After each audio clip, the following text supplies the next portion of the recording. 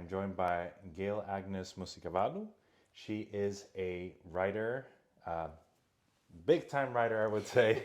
Oh my gosh. She is the author of a soon to be released novel, Ride or Die, which we have showcased over here. Welcome to the channel. Yeah, thank you. I'm excited. This is very exciting for me. We can start off by just digging a little bit into Ride or formal writing of a novel itself. Ooh, okay. So background just in terms of everything as well, like where I'm Yeah, from. exactly. Yeah, because Whatever you prefer. that could take half an hour. I have a very very strange background, but no, I was born in South Africa. I'm South African. I've lived in so many different places, but mostly I'm South African and British and American.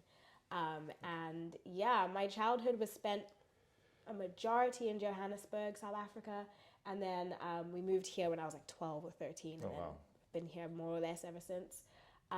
But yeah, when it comes to writing, I was an interesting kid. I always had like a book in my bag. I was very much like, as soon as I learned how to read, like it was my favorite thing to do. And so I think it's such a testament to like the amount of things that you do when you're a kid, or the things that you do when you're a kid, like it's important, right? And I just read so much, and now look, I'm writing. It's weird to look over and see a book with your name on it, but yeah, that's when I would say like when you're that age, it's like it's really easy to kind of like set aside those little things, thinking that they're not going to have much of an impact because our perception of the world is so small, and we don't develop that until we reach a certain age, right? But you just mentioned a couple of things that will definitely interest the viewers of the channel, which is like you were raised in South Africa, though, but then you moved to the United States, so you have like a whole, I would assume, a whole set of different experiences. Do you want to dig a little bit into like your time in South Africa versus, you also mentioned a little bit that you felt British. Yes. I mean, for those of us that know like it the really colonial just history, gets more and more complicated the more you really dig into it. But yeah, so I was born in Cape Town, and I actually moved to the UK with my family. Moved shortly after I was born. I don't really remember being in the UK, but I still have like the British citizenship, and my family, there have a lot of family there.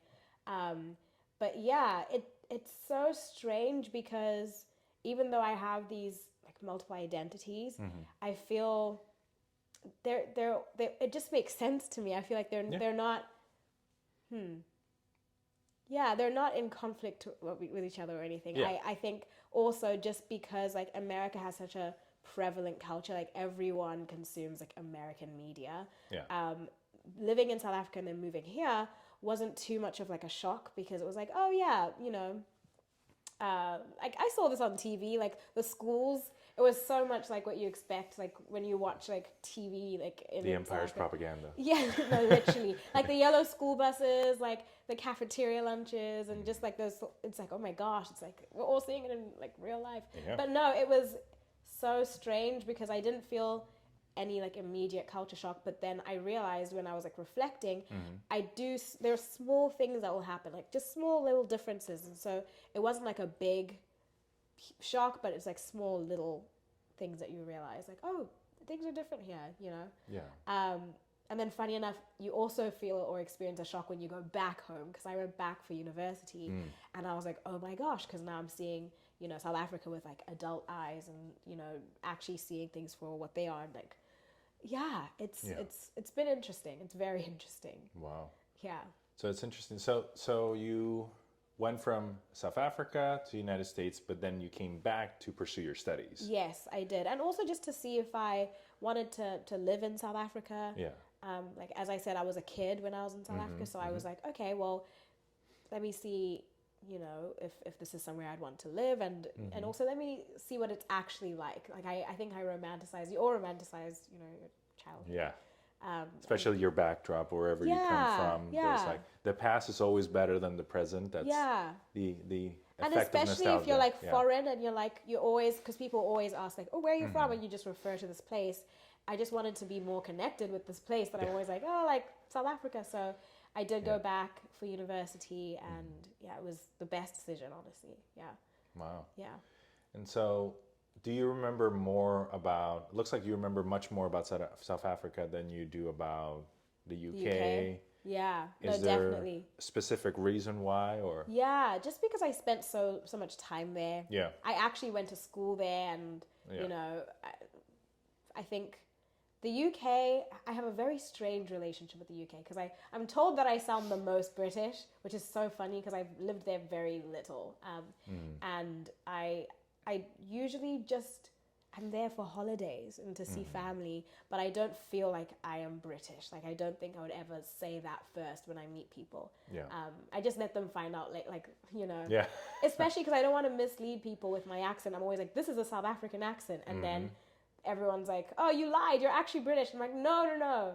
As you said with the whole like past of South Africa, there's a complicated history there. Yeah. There's a reason why you think I sound British, you know? Yeah, like the colonial history. There's Yes. no, I mean, apartheid and whatnot. I think the viewers of this channel are, from what I've seen, they're very much aware of that history, and History that's buffs? good to hear. Yes, Yeah. history buffs. Okay, so, I like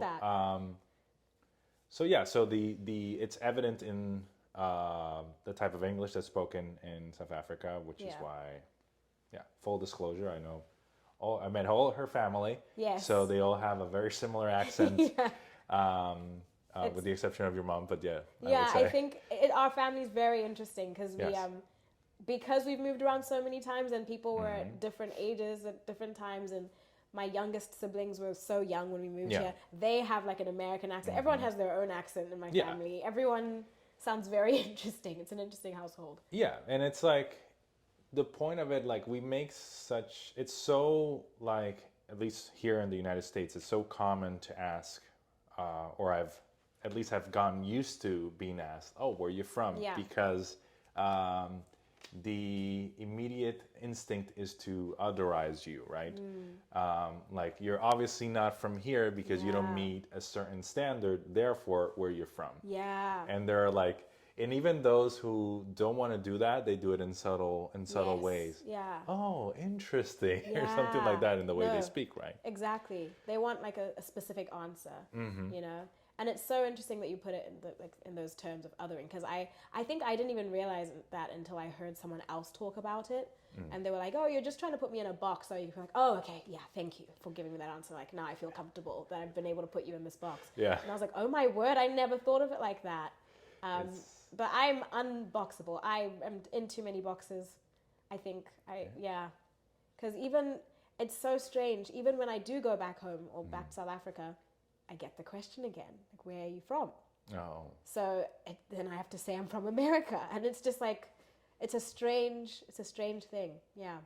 Yeah, it's like when I go back to Puerto Rico, they think I'm a gringo. I don't know if you're familiar with that term. Yeah. So until I start speaking Spanish, and then their demeanor completely changes. Really? From like them willing to do anything they can in order for them to get a tip to like, oh yeah, you're from here. It's like, whoa. Oh my gosh. It's like, so in that we have that You can similarity. relate. Yeah. Yes. So now that you've given me a little bit about your background, I wanted to kind of like tie it into your journey as a writer, right? Off camera, you told me that this book in particular you started writing in 2018. Have you written beforehand? Like, when was the first time you started writing? Yeah, it's so strange. I was always writing. I just didn't really think of it as an official thing that I was doing or trying to get done. Yeah. I was, as a kid, very creative, and just my siblings and I would always play games, and so I tell stories. I'm the oldest of 5, and so just as part of our games, I was creating stories with them. And then also we were very musical, so the first pieces of writing that I did were songs. And then I remember I was just bored as a kid, and you're just like, as a kid you're very creative, you have your coloring books, and I just started writing the story. I think it was called These Chips Suck, which is so funny. It was about a packet of chips that sucked you in to like kind of like a Narnia kind of like other universe. And my mom was like, you should finish the story and get it published, because she thought it would be very cute to like I'd be like, oh, my 9-year-old, I don't know how old I was, has written a story, even though it was very silly. And with that, I just realized how much fun it was it was like playing, but like playing on paper, playing with my siblings, but like putting it down. So that was, I think, like officially, I guess you could say like around 8 then, 8 or 9. Wow. And then through high school, just for fun, it was never like a serious thing. I never saw it as a serious thing. I just started writing little short stories here and there, just for my own entertainment. And even though I did start writing this manuscript in 2018, the characters had already existed. In high school, I'd started just playing around with characters and, so yeah, that's kind of the beginning of how Ride or Die came to be. So I think that leads a little bit into Ride or Die. Yeah. Right? So tell us about your upcoming novel. Oh, let's really hope I can do this. I'm so bad at the elevator pitch after all these years. It's all good. But while you talk, I'll show the viewers the novel itself. Good idea.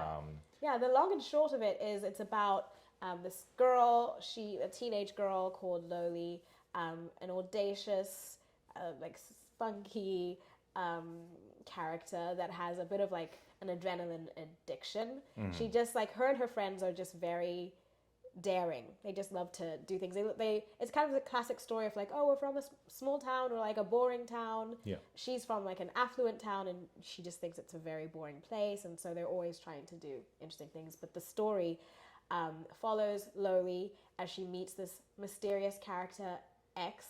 I'm really hoping, we were saying off camera, you were like, I don't want to spoil the story, like I didn't want to get too into it. I'm afraid that I will spoil the story, because the whole mystery of the book is you're trying to figure out who this character of X is, that Loli is writing letters with. The character of X goes to her school, and they basically leave each other dares and write each other letters, and it's so hard to describe. Yeah. But yeah, the whole book, you're trying to figure out who X is, and they're also going on adventures and dares, and it kind of, things heighten. Things start off like fun, and then they kind of get to a place where you're actually like worried for Loli. Loli's a very interesting character. But also it's a book that is primarily also about friendship. So it focuses on her and her friendships, and also her and this mystery situation that she's found herself in. Would you say this is geared towards more teenage population or more a young adult population? The entire bracket, it's a teen novel, so young adult novel, but anyone can read it if you're interested in reading about teenagers. Doesn't matter your age. It doesn't matter your age, but I would say I would not give it. I think it might be too much for an elementary schooler or like I don't know, middle school maybe is the age, from middle school up. Don't give it to your elementary kids. Yeah, I don't know. Might be too much for them. Or maybe by the time it releases, then they'll be gain maturity. Yeah, and there you go. You can pretty much tell by the title. I don't know who made this cover, but it looks amazing. Mirrors on the car. Yeah. Obviously tempting fate with the dices. And also, it's a play on words because, ride or die. Because she's in a ride, and then these are the dice. Exactly. And so it plays into like the whole risk-taking element of the book. Is there and I don't know how much this is a spoiler or not, but is there implied metaphor there? Yeah, definitely. I was thinking about this because I love the title, just because obviously a ride or die is someone who's there, your person for life, right? And so people call each other, oh, my best friend, my ride or die. They're there for me through thick and thin. Yeah. But also it's supposed to be, the story is about a cast of characters that feel like they have to be, what's the word I'm looking for?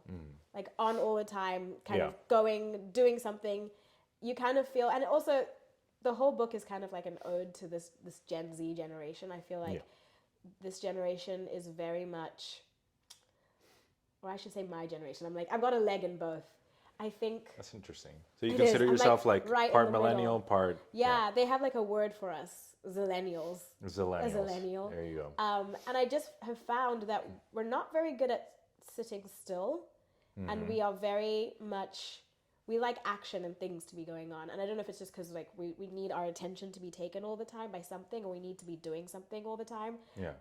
I've just found that maybe it's also just a cultural thing that I'm finding, like America, it's very funny when you go back to Africa, things feel like a little bit slowed down a little bit, and then in America everything's so like a lot Rush, all the time. fast-paced, Very fast. But no, I think so. The title "Ride or Die" is also just about that feeling of I need to be doing something or I'm gonna die. Like I need to live fast, and or something's gonna happen. That was a very terrible explanation, but I think that no, it makes sense. Yeah, because what's the alternative? Going back to what made her bored in the first place, what didn't give her fulfillment in the first place, right? I've only read very little of it, but because I did that on purpose, not because to you get didn't want into, to spoil. Yes. But there's also, I think... I'm definitely going to finish it, though. It's amazing. Oh, good. Recommend it with everybody. Yeah, thank you. Yeah, it's like, I mean, you need to have a healthy heart for it, but yes. I'm going to go through one of the questions here because I wanted to get into one of those topics, but what has been the most influential, like your more influential novel / text in your life? This is such a difficult question just because there have been so many. I think it's a better question than like, oh, who is the like writer of your life? Because that I wouldn't be able to answer. But I have kind of focused in or zeroed in on children's literature just because of the amazing texts that I read as a kid, and I wanted to, kind of hand that to the next generation or have a hand in that.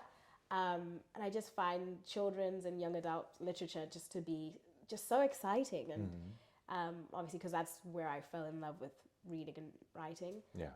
So I would say C.S. Lewis, like the Narnia. I specifically The Magician's Nephew and The Lion, the Witch, and the Wardrobe. Huge, like that had a huge impact in my life. Like Enid Blyton stories as well. And then there are all these more young adult novels. I couldn't choose one, but I don't know if you know Jacqueline Wilson. She's a very famous British like young adult writer. I wasn't familiar with her, but yes. She writes for teens. And like that, she just like took over like a very big part of my life.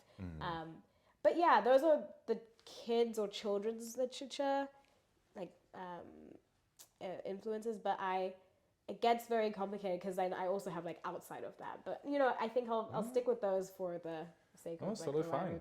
And yeah. I'll show all those recommendations to the audience. The American title I think might have been different to the British title, but the Famous Five and like Secret Seven, those kinds of novels were so exciting to me as a kid because it was like these kids getting together and they're no adults and they're like solving mysteries or like, just going off on their own, having picnics. And I just loved that so much. And so that's what I hope I've recreated in Ride or Die. Made it a bit more diverse because there were no black people in those stories. I'm pretty sure you have. There were no people of color. Even literature has been colonized. Yeah. I was blissfully unaware though. It was only like when I got to the end of high school, I was like, hold on. Like everything that I love, all these characters, I'm like, there actually hasn't been a character of color in these stories. No. And when they are, sometimes you don't want there to be a character of color because then it's not ever like written the right way or painted in a good light. So yeah, I'm very happy we're entering a new era when it comes to just literature and media and I think it's evolving, definitely, and I would say I have a lot of hope for the Gen Z generation precisely because they are pursuing. If millennials pursued literature a lot more than boomer counterparts of previous generations, Gen Zers are doing even more of that. And it's just amazing to behold. I have a bunch of Gen Z siblings. And I'm just like, every day that passes, I'm like, oh my God, I'm so proud. No, for real.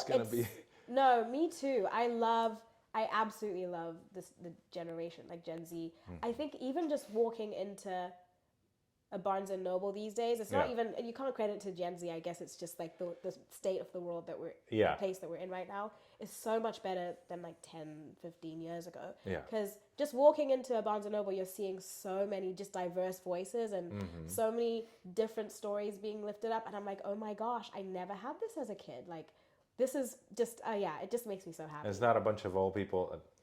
No offense. Most of my audience is the oldest is like 40, but yes. Okay, no offense to anybody, but yes. No, but that's the thing is like, yeah. we do want to hear from, older people. We want to hear from younger people. Yeah. We want to hear from Asian Americans. We want to hear from African Americans. We want to hear just, Diversity of perspectives, Yeah, essentially. I think it's very important. I wonder, like, if coming of age novels were like a passion of yours, given that 100%, yeah.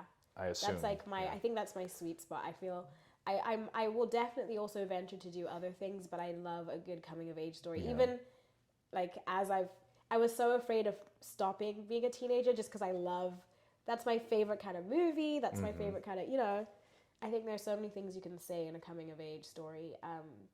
But yeah, that's definitely, and this is like a coming of age, I guess. Yeah, it has element. I mean, whenever you're talking about, if you're delving into teenage novels or young adult novels, it will inevitably have elements of a coming of age story. Yeah. Because how else are you going to, like, tell the story about this main character if you don't discuss the underlining developmental process they're going through? Yeah, right? yeah. That's just the teacher in me talking. Coming out, right? Like, always reminded that, hey, these are students that are in a critical developmental stage in their lives. Yeah, and I think it's important for young people to be able to, because I think you understand the world and each other through art and through stories, and it's important to be able to be like, oh yeah, like I can relate to this story, or even I can't relate to the story and I'm about to learn about someone else's experience, Yeah. And I remember like my sister and I would talk about like, oh, we wish there were more coming of age stories, like specifically for Black girls, because we loved like watching those like just teen flicks, and we would just like brainstorm like what would happen in like a coming of age story with a Black girl in it. And it was so funny because one of those things that we joked about is actually in this, because we talked about hair. Like for a Black girl, you're always thinking of your hair and just like braids and everything, and a very specific to the Black girl experience is having your braid fall out, because I don't know, I'm now we're walking into now I'm educating you about no you dig as much as you want. Yeah, it's like it's hard to explain, but you take fiber and you braid it into your real hair, so that's how you can have like purple hair and all sorts. But obviously that fiber after like a while like loosens, and sometimes the braid falls out, and no one else understands. They're like, is that your hair on the floor? So when you go to a white school, it's always so embarrassing to be like, but in South Africa, there's so many Black girls, even the white people know like, oh, her hair's falling, like, hey, this is your hair, but we were like, imagine like in a place like in New England, white school, I feel like that's just a classic like embarrassing, like you think the world's gonna end if like your brain in Puerto Rico out. It's so much mixture that it's like, oh yeah, exactly. It's only here when I started living here 4 years ago that I like realized, like started to notice how much of this society is racialized. And it's like you just mentioned, when you go to a white school, when you go to like, in Puerto Rico, it's not really like related to race. It's more to do with your class status, right? So economic status. Because our cultural upbringing is so mixed. Like we have like Taino, Spaniard, an African mixture. That's why whenever I gather with your family, and I told you all, oh my God, we have so many things in common. It just feels, How has immigration shaped your writing / worldview, however you want to call it? I mean, do you even consider yourself an immigrant, right? Having grown up in South Africa, like how much has that influenced you? Like the move, if at all, right? Yeah, I definitely think I have an expanded worldview. I think I definitely, just the way I approach things, I don't realize that like, oh wow, I'm coming with a completely different, just like coming from a different historical context, just for small things. And it's been, it's been interesting. It's now good because also I've been here for so long, so I now have both duality of perspectives. Exactly, but I was thinking about this, and I think it's quite nice because I feel like I have multiple wells to pull from. So this is an American story, even though like yeah, it's just based in America, American characters, but I realize that even if I tell a story that's American, it's never going to just be American. I think the things that I notice and the things that I call to attention, I think are very much informed from my own background. Even just like the protagonist's name, like simple things like the protagonist's name. She's got like an African name. That's such a small example, though. I feel like there's more. I can't think of. Yeah. I also don't want to spoil things. But there are definitely things that happen in the story that I don't know, just because of my unique background. Oh yeah, I can't spoil. But little totally twists and turns, and like even just like with the protagonist herself, just by virtue of just being who she is, a black character, there are things that couldn't have happened in the story if she were different. How much of your family or yourself do you see in your writing? And you can answer it obviously however you want, as much as you want or as little as you want. I think this is a great question because of our topic of creativity. Yeah. I really don't see any of my family in my writing, and it's because I don't want to tell stories that already exist in my fiction or stories from my life. I try not to. Actually, I don't even know if I can say that. I try not to. When I write, my characters are their own characters, and they might be influenced by like a small thing that happened once, or like even a person, but it will never fully be that person. And I just don't. I love my family. Maybe one day I will write something, about them. But yeah, someone read this. I think it was my sister and my mom, and they were both like, "It's so funny. Like the parents in this book are so different to like my parents." Because and they like, expected. Yeah, they're expected. I don't know why they thought. I was like, yeah, it's a fictional story. I'm not gonna put you into it. And then the character too is an only child. I'm obviously not an only child. I have so many siblings, but I do have myself in this book, which is quite interesting. Not on purpose, and definitely not the main character. I think we're very different. I have to make that clear because the main character, I love her, but she's very different to me. But no, there are definitely, I think when you set out to write something, even if it is fictional and it is a creative, project, there's going to be, there are the things that you think are the most important, or the things you're thinking about or worrying about, or, they're going to leak into the book. And it's not on purpose. I think only after I'd really like written the full manuscript, I was like, oh my word, I didn't mean to do this and that, but I did. And, kind of what I was talking about with the generational thing, I'm always thinking about like, just that like our culture and that like obviously sees This is through. some conscious thoughts Yeah. that come into play. Yeah. Things and even that you just think automatically and don't even are not in the consciousness. Because if there's something on your mind and you're creating something, I feel like it's obviously Seep gonna in. come in. Yeah. And then like some of the issues that some of the characters have, I realize I'm like, oh my gosh, that's me. And not the protagonist, funny enough, but like her friend, I realize a lot of his flaws. I'm like, oh my word, that's actually definitely something that I do or don't do. And it's interesting because it kind of spreads through to many different characters. So I feel like you'll find like a little bit of me in the characters, which makes sense. Yeah. It's not on purpose, but it just inevitably happens. Yeah. I mean, works of art, any type of work of art, any type of work of creativity is an extension of yourself. Yeah. Yeah. And with that in mind, what advice do you have for young writers, Gen Z writers, or whatever the new generation is that are looking to start their own projects? Oh my gosh, it's so basic, but the advice would be just to do it. Just try, because I think you get in your head. Just do it. You get in your head about things. Yeah. I literally named, when I started writing the book that I wrote before this, which is not published, I just named the document, just do it, just write. Wow. Like, just let it all out. And I think it's hard to actually put those first few words down. So you have to force yourself. That's like the hardest part, is to get over that hurdle.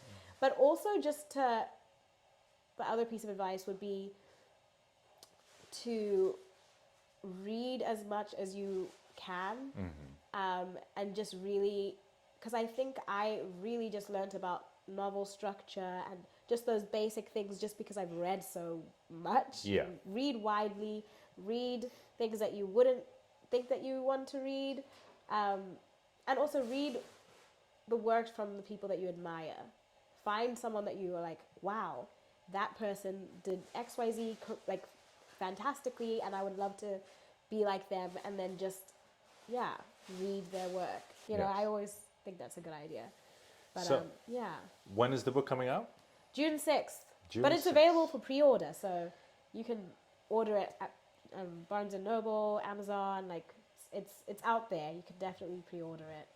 Okay, so the book again is Ride or Die.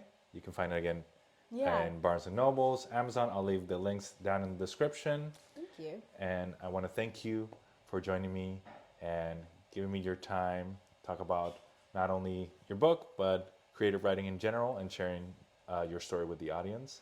And I'll see you all in the next one. Bye-bye. Bye.